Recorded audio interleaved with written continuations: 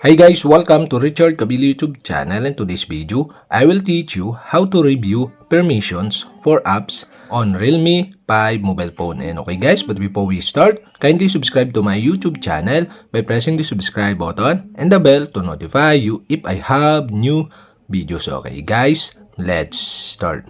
So okay guys, here in your Realme 5 mobile phone, you'll have to do is go to settings. In settings, scroll down and go to security.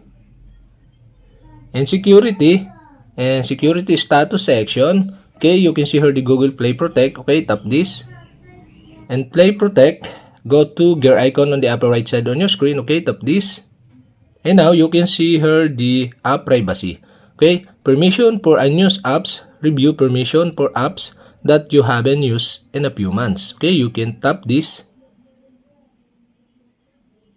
And app privacy, so you can see here the permission remove, and app listed below had their permissions removed because you haven't used them in more than 3 months. Okay, you can see below the apps. On the top, you can slide to the left to see the auto remove on. So you can tap this, and this app will have their permissions removed if you don't use them in more than 3 months. Okay, you can see below the apps, and you can slide again to the left to go to auto remove off. So you can tap this, and this app won't have their permission remove even if you don't use them. So you can see the app below.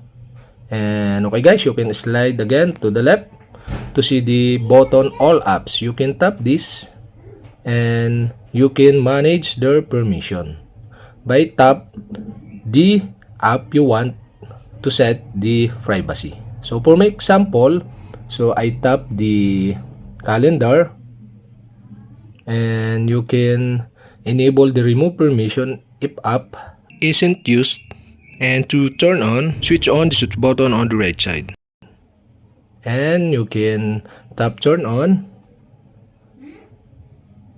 to enable the remove permission if app isn't used.